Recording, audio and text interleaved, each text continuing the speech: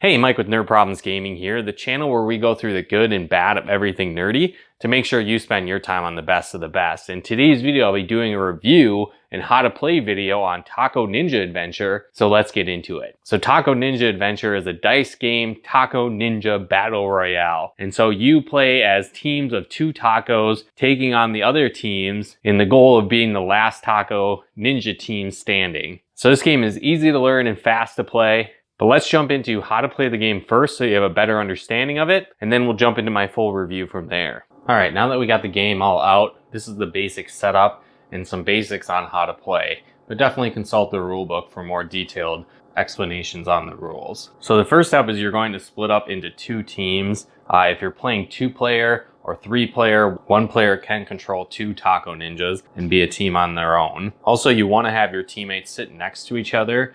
That's important later as you play because as a team you can trade items at certain points in the game. So it's easier if you sit next to each other. So to start off, the person that smells the most like ground beef is actually going to pick a Taco Ninja.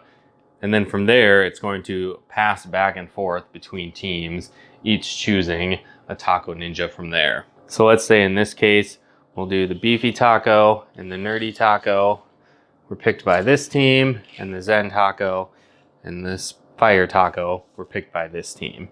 Now, if you have the standard version of the game, it's not going to have the standees, and it also won't have the player cards, and you'll just use these standard cards for your hit point tracking.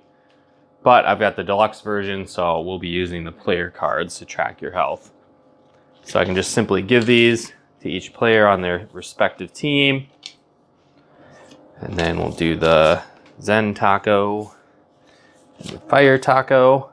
And then the other player cards you can just discard from the game as they won't be used for this playthrough.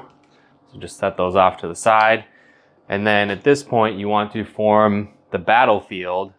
And so you'll have the players in the middle facing off. You can also take your health trackers, the brown cubes, and put them on the 30 for each character.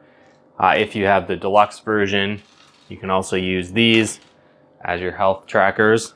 And so the goal of the game is to be the last team standing. And so you do that by reducing the other team's Taco Ninjas down to 0 health. There's also roll guide cards here, which are nice. So you can actually give these to each player. They're reversible, and they have what your rolls do when you're alive, and then also what they do when you're in the afterlife. So you can keep those on the side for reference. You also have a first player token in the deluxe set, so you can simply give that medal token to who is going to be playing first. So when it comes to play order, if you decided earlier who the first player is, you'll just simply alternate between teams, and that's the order that play will stay in for the remainder of the game. So let's say, for example, it was fire taco, and then beefy taco, and then it would go Zen taco, and then nerdy taco, and then back to fire taco. And so play would continue in that fashion as you play the game. Also, as part of your setup, you want to deal out 2 item cards to every character, and then fill up the rest of the item pile, and then you'll also flip up 3 attack cards, forming the dojo of attacks that people can learn. So when it comes to playing your turn, there's 2 options that you can do. You can either attack another Taco Ninja that is at the same location as you, or you can go to the dojo and perform a train action. Now you can only attack players that are in the attack area. If someone is in the dojo, for example, you just move their piece back to signify that they're training. And now, for example, the beefy taco would only be able to attack the Zen taco. Also, if both players happen to be training in the dojo at the same time, and in this case the Zen taco attacked them, it would actually hurt both players since they are in the same location there. But that does not apply if everybody happens to all be in the attack area. You would only attack the 1 player at a time in that case. So if you did decide to attack, you simply declare what ninja you're going to attack. So if I am the fire taco, for example, I would say I'm going to attack the beefy taco. I will then roll my die and try and make combinations from the cards here. So I could do 3 of a kind, 4 of a kind, full house, 5 of a kind, 4 in a row, like a small straight. It's like 2, 3, 4, 5, or 5 in a row. I could do 1, 2, 3, 4, 5, for example. Or if I got 2 pairs, I could draw a card. And so what happens is you get to keep die. So let's say I keep the 5s. I can roll again. And I've got a couple 6s. So let's say I try for the full house. I'll re-roll this die. Ooh, and I did get the full house. Awesome.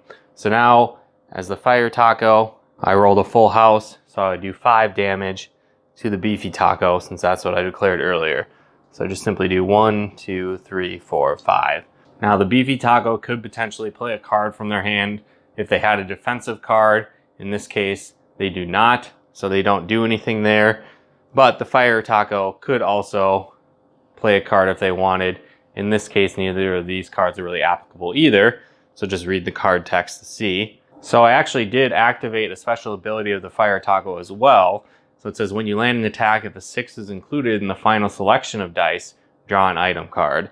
And so since I did have a 6 in the end total, I would draw an item card, adding that to my hand.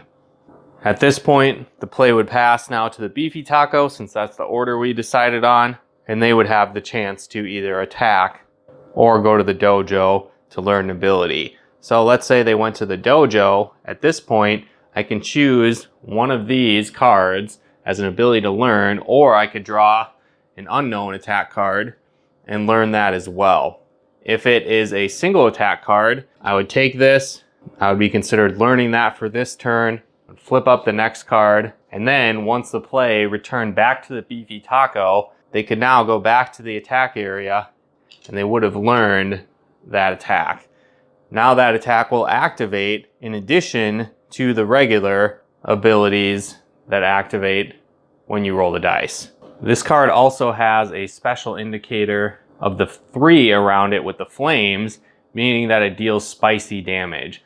There are certain cards like milk that can negate spicy damage, eliminating the damage done from this attack if someone uses that as a defense. So just be aware that some cards do spicy damage instead of regular damage. If you chose to learn a 2-tier attack, it would simply take 2 full turns to learn this attack. So on the first turn, you could place it on that spot, for example. It would come back around. You would then move to the next spot. What's cool though is you also would draw an item card at this time. And then finally, the third turn around, they would have learned it and could now attack. And this ability becomes a part of their arsenal. You can also come out of the dojo learning half an attack, but you will not be able to perform it until you fully learn the entire attack. You can also only learn 3 attacks in total, unless you happen to be the nerdy taco. In that case, you can only learn 2. But they have a special ability to learn attacks faster, which is why that is the case.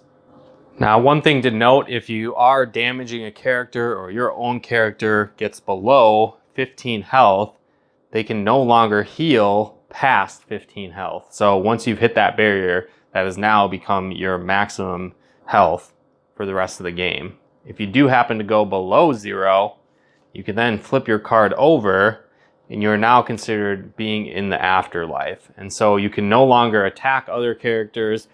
You're considered to be off the board at this point. If you happen to have been in the same location as your teammate, you can give them your item cards. Otherwise, you have to discard them that weren't used.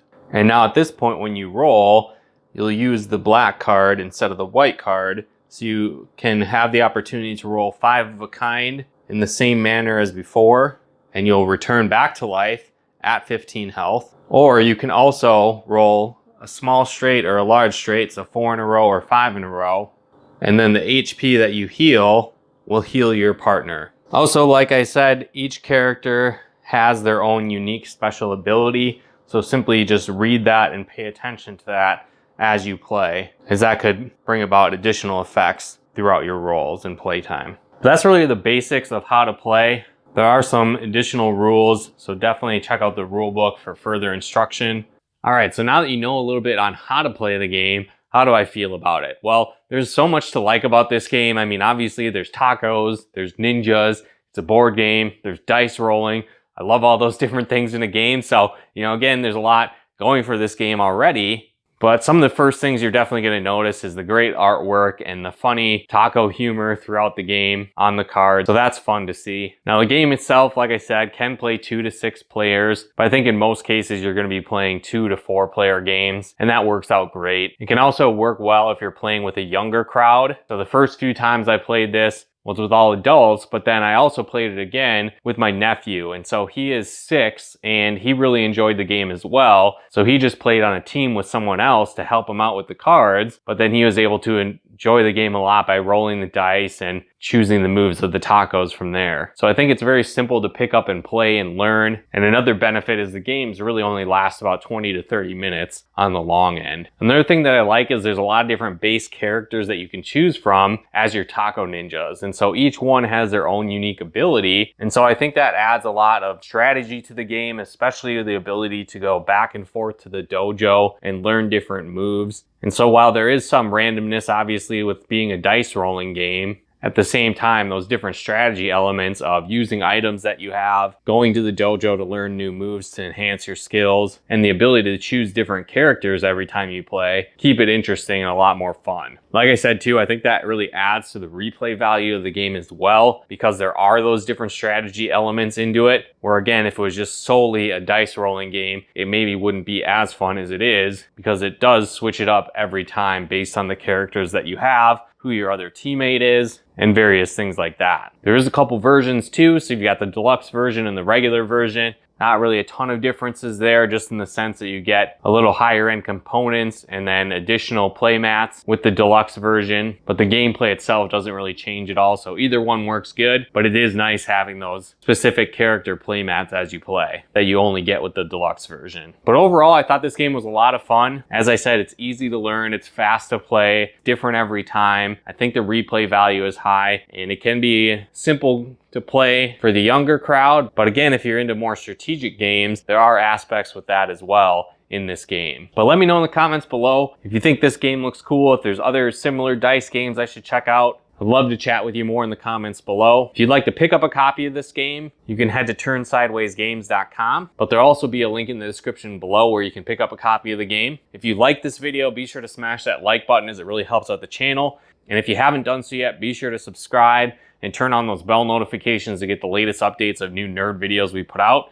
And if you'd like to help us support the channel, pick out content and more, become a patron of ours at nerdproblemsgaming.com/Patreon. And if you'd like to plug into our live streams and Let's Plays we do on the channel, you can follow us on Twitch at nerdproblemsgaming.com/Twitch. But once again, thanks for tuning in, and we'll talk to you more soon.